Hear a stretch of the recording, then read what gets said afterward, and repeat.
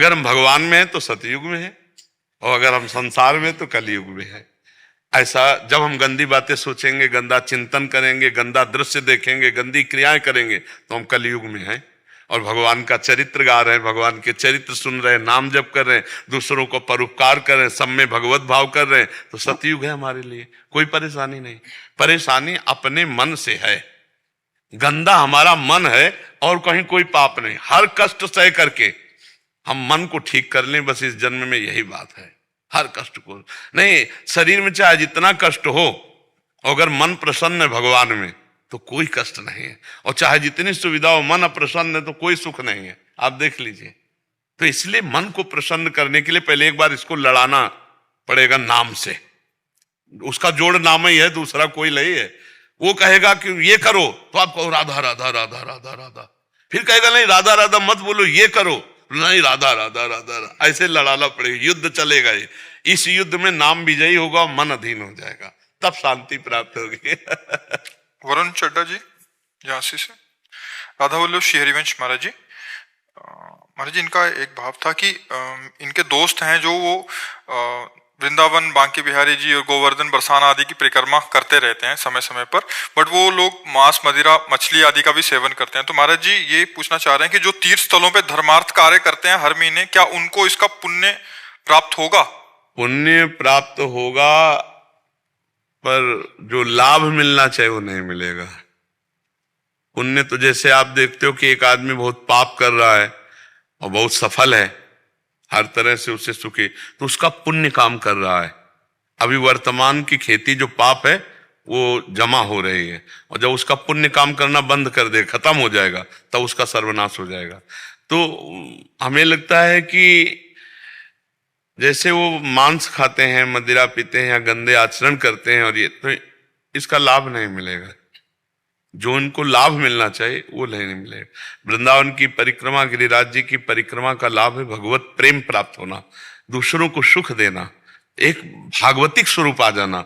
अब पशु पक्षियों को अपना शरीर प्रिय नहीं है क्या, जिनको तुम रांध के खाते हो और भगवान के भक्त कहलाते हो, वृंदावन परिक्रमा देते हो? राक्षसी स्वभाव जब तक नहीं त्यागोगे तब तक इसका लाभ नहीं मिलेगा, ऐसा बिल्कुल पक्का समझ लो।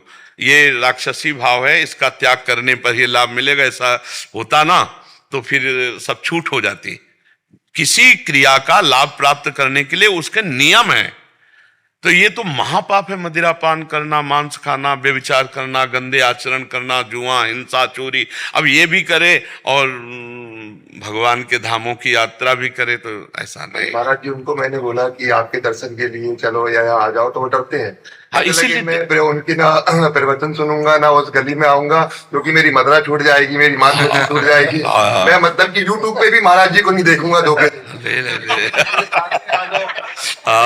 वो आओ मेरे साथ में, मुझसे यहाँ मिल जाओ। कह रहा मैं मिलने भी नहीं आऊंगा, गली में भी नहीं जाऊंगा। कह रहा मेरी मदरा छूट जाएगी, मेरी माँ छूट जाएगी, मैं ये सब नहीं छोड़ सकता। हाँ, वो नहीं छोड़ सकते क्योंकि नरक जाना है ना, इसलिए नरक जाना पड़ेगा, नरक जाना पड़ेगा, दुर्गति होगी। इन्हीं कारणों से जो है ना जीव विमुख हो जाता है, और ये कोई सहयोग नहीं देंगे। आप ध्यान रखना, आज्ञा का पालन। जैसे आप हमारे पास आए हो तो एक नियमावली से आए ना, तभी तो आप मिल पाए हो। जैसे हमारे शास्त्रों में लिखा है कि आप धाम यात्रा कैसे करो, आप धाम यात्री बनो तो कैसे आचरण होने चाहिए, आप भगवान के दर्शन करने जाओ तो कैसे आचरण होने चाहिए। आप उन सबकी धज्जियां उड़ा रहे हो ना घमंड के कारण। तो बिहारी जी की आज्ञा का उल्लंघन करके बिहारी जी जाओगे तो तुम्हें लाभ नहीं मिलेगा। 20 साल पहले महाराज जी मैं भी मीट मछली खाता था, लेकिन कुछ आपका फेसबुक में जोड़ा, तो जुड़ते जुड़ते क्या हुआ चमत्कार कि मैं अंडे के ठेले पे भी नहीं देखता हूँ। नहीं, गलत बात ना करे। हाँ, बहुत अच्छा, धन्यवाद आपको। और तुम्हारे दोस्तों के प्रति भी हम प्रार्थना करते हैं कि भगवान सद्बुद्धि दे। नए बच्चे हैं, सद्बुद्धि दे, आज नहीं तो कल कभी ऐसा झटका फंस गया कि मतलब कोई ऐसा प्रसंग आ गया, उनके दिमाग में चढ़ गया, तो छोड़ सकते हैं। पूछते हैं छूट गया, मैंने क्या मेरा छूट गया, और मुझसे मतलब अंडे के ठेले पे भी मेरी देखने की इच्छा नहीं होती। नहीं, और घमंड मत करना, नहीं देखने क्या फिर खाने लगोगे। माया बहुत विचित्र है कि मैं त्यागी हूं, ऐसा भी मत सोचना, कृपा से हो गया है। हाँ, आपकी कृपा से महाराज जी। जैसे हम अपना ब्रह्म मुहूर्त में जगते हैं और नाम जपते हैं, और दिन में जैसे हम अपना काम करते हैं, और लेकिन पूरा मन हमारा काम में रहता है, बीच बीच में नाम तो जरूर, नाम महाराज जी जपते हैं, लेकिन पूरा मन हमारा काम में रहता है। कोई बात नहीं, कोई बात नहीं, उस काम को 8 घंटे या 10 घंटे करने के बाद भगवत समर्पित कर सकते हो। हाथ जोड़ा और हे प्रभु 8 घंटे से जो हम ये काम कर रहे थे वो आपकी सृष्टि का कार्य मैं आपको समर्पित करता हूं, वो भजन ही माना जाएगा। कर्म समर्पण भगवत प्राप्ति करा देता है। कर्म समर्पण, ये तो सर्वाणि कर्माणि मयि सन्न्यस्य मत्पराः, भगवान को जो कर्म समर्पित कर दिए जाते हैं वो भजन बन जाते हैं। तो आप बीच बीच में नाम जप करते रहो और जो कर्म करते हो भगवान को समर्पित कर दो, ठीक है। इससे आपका परम मंगल होगा। और धन्यवाद, आप सब जवान भाई हमारी बात सुनते हैं और आप सतमार्ग में चलते हैं तो अच्छा है। और जो ये लोग भाग रहे हैं ना, कटिंग कर रहे हैं ना कि जाएंगे नहीं सुनेंगे नहीं, देखना, क्योंकि अब किसी भी तरह से सही थोड़ा तो कनेक्शन सतमार्ग का पकड़े। सतमार्ग एक दिन ऐसी परिस्थिति लाएगा कि इनको छोड़ना ही पड़ेगा और ये भगवान के मार्ग में आएंगे। हम आज तुम्हें बता रहे हैं क्यों, क्योंकि किसी न किसी तरह से झांक के जब हम देखते हैं तो अगर 100 में 5% अच्छे आचरण घुसे हैं तो वो 95% को परास्त करके लाएंगे। क्योंकि अच्छे में ताकत है ना। बिहारी जी आना या गिरिराज जी आना, पर उसका सम्यक लाभ अभी नहीं मिल पाएगा क्योंकि डर रहे हैं ना। देखो डर घुसा हुआ है ना कि अगर हम सत्संग किया तो हमारा सब ये छूट जाएगा। उनको पता है सत्य में बड़ी ताकत है, वो छुड़वा देगा। तो सत्य में तो लगे ही हैं, थोड़ा तो लगे गए, कनेक्शन तो लग गया। और जिस दिन कृपा हुई बिहारी जी की उस दिन सब छूट जाएगा। नहीं नहीं, एक दिन तो मरेगा ही शरीर, काहे को पाप कर्म करे। अच्छे अच्छे पदार्थ पाओ, खूब अपने पाने के लिए अच्छे अच्छे 56 भोग बनते हैं। ठाकुर के भोग में नहीं लगते, 56 भोग लगते हैं। तो 10-5 भोग लगा के पा लो तो 56 भोग ठाकुर को लगते, एक से एक पदार्थ बनते। हमारे तो ब्रज क्षेत्र में बिहारी जी, गिरिराज जी या ठाकुर, हमारे ही तो ठाकुर है। मदन मोहन जी भी तो हमारे ही है। हाँ, यही से हमारे वृंदावन के ठाकुर हैं। सनातन गोस्वामी जी के आराध्य देव हैं ठाकुर मदन मोहन जी। स्वतंत्र रहना चाहता था लेकिन गुरु महाराज का आदेश। हाँ, हमें लगता है कि गुरुजनों की परतंत्रता ही परम स्वतंत्रता है। नहीं, जैसे हाँ गुरु जैसे गुरुजन रखें हमें वैसे ही रहना चाहिए। माया की परतंत्रता से मुक्त होने के लिए गुरुजनों की परतंत्रता आवश्यक है। इष्ट और गुरु की परतंत्रता ही माया मुक्त अवस्था प्रदान करती है। तो हमें गुरु आदेश में ही रहना चाहिए। गुरु आदेश जो बंधन भी प्रतीत हो तो मोक्ष है, और स्वतंत्रता में मोक्ष भी प्रतीत हो तो कहीं बंधन हो सकता है। इसलिए गुरु प्रसन्न साहब अनुकूला, गुरु प्रसन्न रहे, उनकी आज्ञा पे हम रहे जी। प्रवीण ठकराल जी दिल्ली से। राधे राधे महाराज जी। स्वामी जी आपके चरणों में दंडवत प्रणाम। स्वामी जी कृपया इस विषय पर प्रकाश डालें कि सकाम साधना क्या होती है और ये कैसे फलीभूत होती है। किसका प्रश्न है? सकाम में 2 भाव होते हैं। एक होता है संकट निवृत्ति की कामना और एक होता है अर्थ ऐश्वर्य प्राप्ति की कामना। ऐश्वर्य प्राप्ति में समस्त कामनाएं आ जाती हैं भोगों की, और संकट निवृत्ति में विपत्ति, नाना प्रकार की विपरीतताएं, उनकी निवृत्ति के लिए आती। कामना 2 प्रकार की होती है, जो संकट निवृत्ति जिसे आर्त कहा गया है, और एक होता है अर्थार्थी, मतलब ऐश्वर्य प्राप्ति की। अब इनके विविध अनुष्ठान हैं, विविध, 1-2 नहीं, लाखों करोड़ों अनुष्ठान हैं। कोई किसी देवता से चाहता है, कोई किसी दैवी शक्ति से चाहता है, कोई किसी से भी चाहता है, और कोई भगवान से चाहता है। जो भगवान से अर्थ संकट निवृत्ति या अर्थ निवृत्ति चाहता है तो साथ में भगवान उसको अपनी कृपा भी दे देते हैं। तो वो कृपा उसे फंसने नहीं देती माया में। भोगेश्वरी भी मिलता है, जैसे भगवान के परम भक्त श्री विभीषण जी, जब रावण ने लात मारी तो कहा नहीं, पर हृदय में एक कामना हुई कि जिस जगह से तू बैठकर मेरे को लात मार रहा है, इसी सिंहासन पर मैं राज्य करूंगा भगवान के बल से। और कहा मैं जा रहा हूं भगवान की शरण में। तो जाते ही भगवान ने सबसे पहला कार्य किया था, समुद्र का जल लेकर लंकाधिपति विभीषण जी को बनाया, 1 कल्प तक का राज्य दिया। भगवान की भक्ति में भी निमग्न है और वैभव आज भी वो विराजमान है। प्रहलाद जी को भगवान ने वरदान मांगने के लिए कहा तो प्रहलाद जी ऐसे निष्काम भक्त थे, उन्होंने कहा कोई कामना ही ना हो प्रभु यही वरदान दे दीजिए।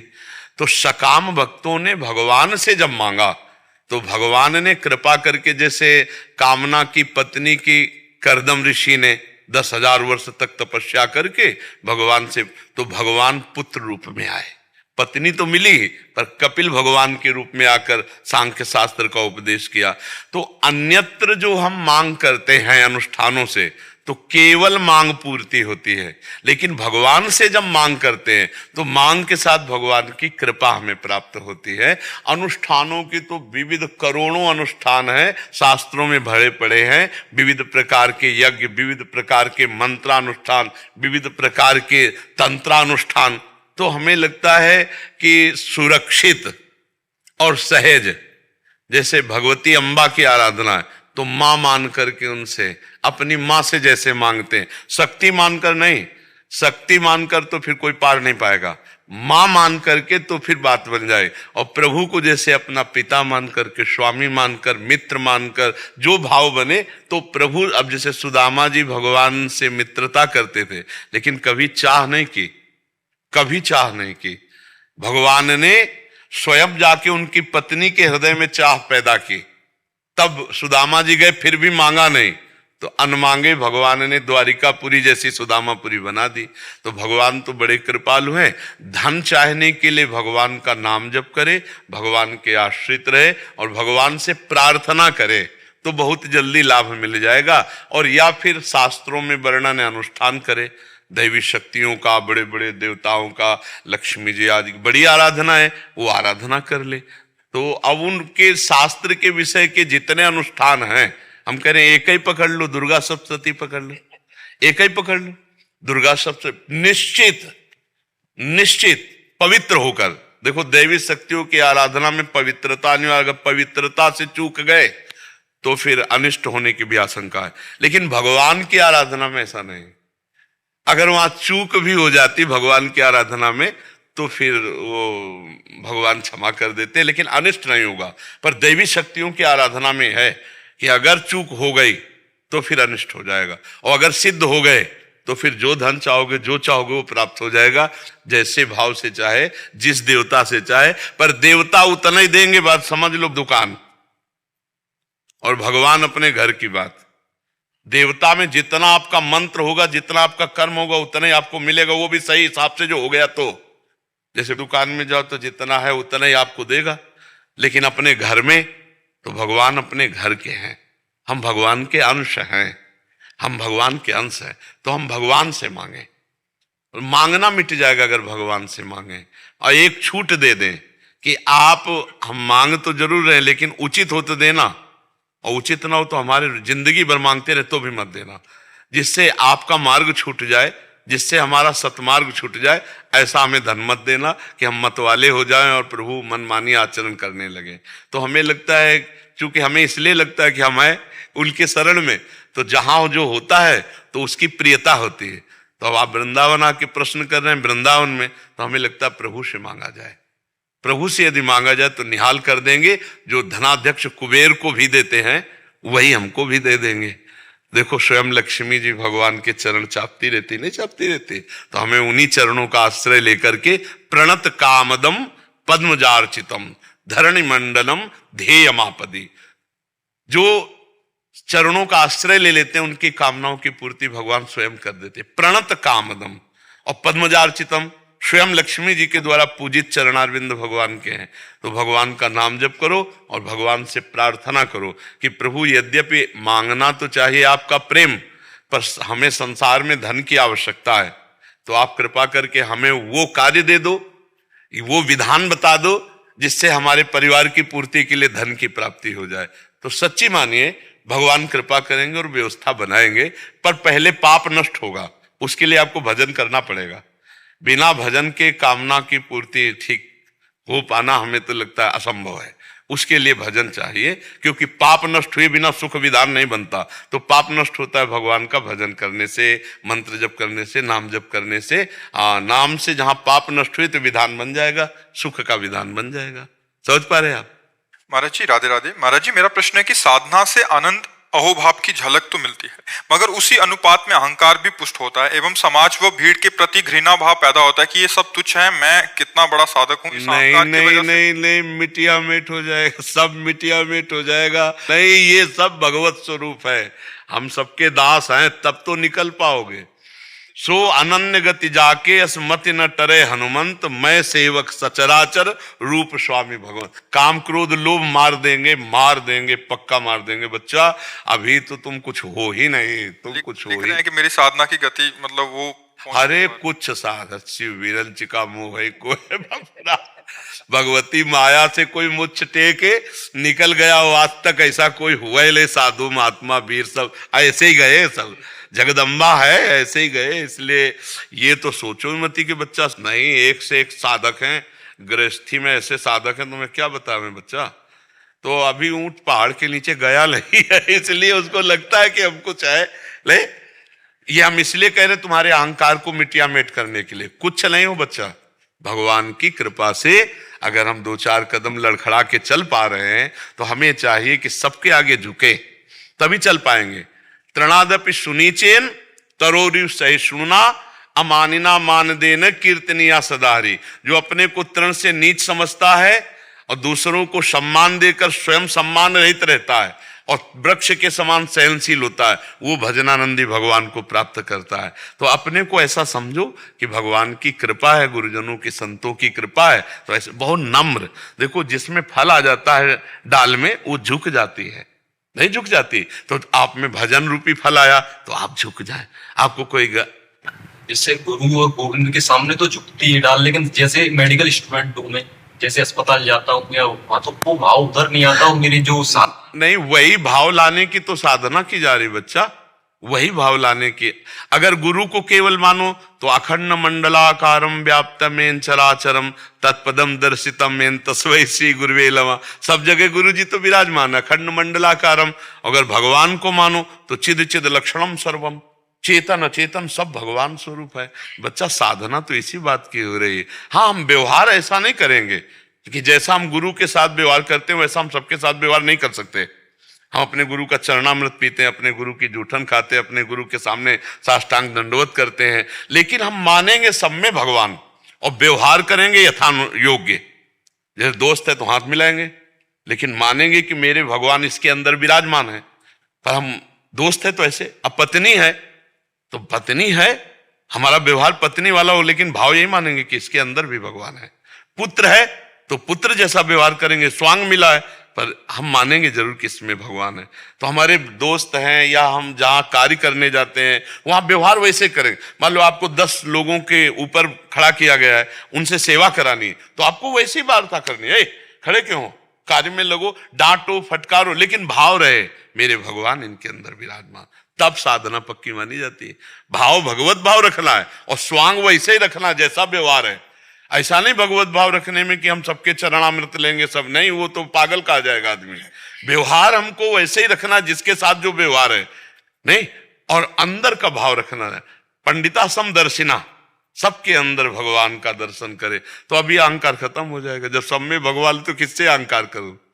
उमा जे राम चरण रत विगत काम मद को निज प्रभु में देखें जगत तो कैसन करें विरोध। सब में मेरा स्वामी रमा हुआ है। काम पे जाने में भी मैं ऐसा लगता है कि बंद कर दूं, मन ही नहीं लगता उसका। हाँ, ऐसा इसलिए लगता है कि भगवान आने का ही मन नहीं लगता। हाँ, पर ये नई अवस्था के कारण है, भजन की नई अवस्था।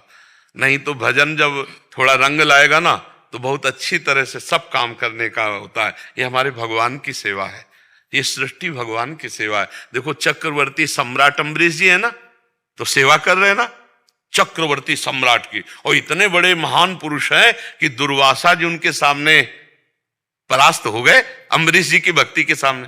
पढ़ा कभी चरित्र की नहीं पढ़ा? महापुरुषों के चरित्र पढ़ो तब तो अहंकार नष्ट हो। भक्तों के चरित्र पढ़ो, एक भक्तमाल ग्रंथ है तो उसको खरीद लो, भक्तों के चरित्र पढ़ो। जब तक महापुरुषों के चरित्र नहीं पढ़ो, तभी तो कहा अभी ऊंट पहाड़ के नीचे नहीं आया। जब महापुरुषों के चरित्र पढ़े तब लगता मेरी भक्ति है क्या, मेरी साधना क्या है, देखो इनकी क्या साधना है। ऐसे ऐसे ध्यानस्थ संत हुए कील देव, उनके माथे पे कील ठास दी गई लेकिन उनका ध्यान नहीं भंग हुआ। मलेक्षों का राज्य था और वो ध्यानस्थ थे तो उनको जगाया, लेकिन वो जगे नहीं ध्यान में। तो उन्होंने समझा कि नाटक कर रहे हैं, तो इतनी बड़ी कील माथे पे रख के हथौड़े से ठोक दिया और वो देह भाव में थे ही नहीं, वैसे बैठे कील देव महाराज। यहाँ एक चीटी खाट खावे तो ध्यान भंग हो जाएगा, ले भंग हो जाएगा। तो हमारी कहाँ स्थिति है महापुरुषों के सामने? तो जब महापुरुषों के चरित्र पढ़ते तब हमको पता चलता है कि हमारी भक्ति कितनी छोटी है, हमारी साधना कितनी छोटी है, वो महापुरुष कितने